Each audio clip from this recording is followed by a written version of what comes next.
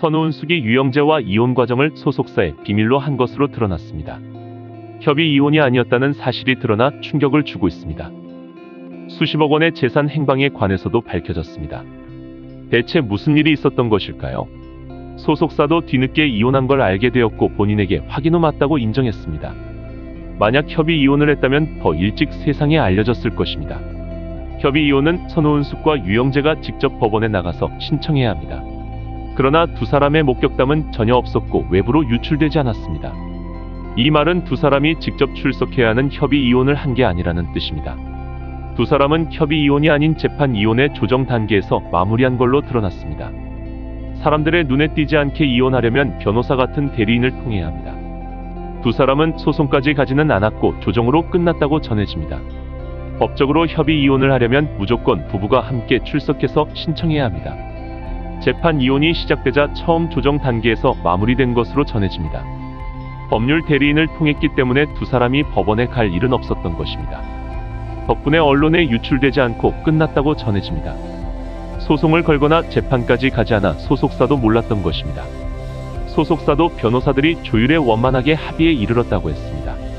만약 협의 이혼이 맞다면 법원에 같이 나갔고 소문이 바로 났을 겁니다.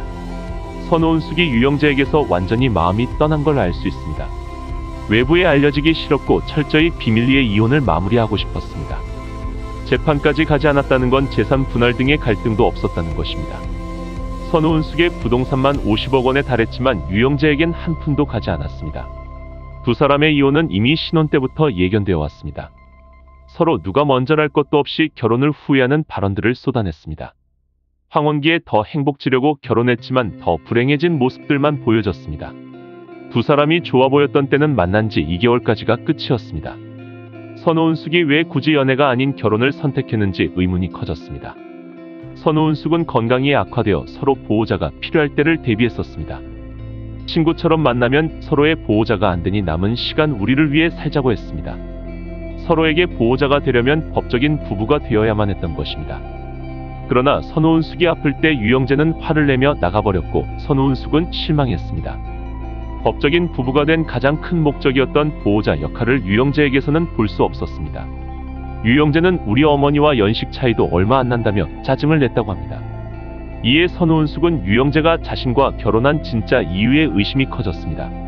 유영재가 선우은숙을 만났을 때 동거 중인 사실혼 여성도 있다고 밝혀져 충격을 주기도 했습니다.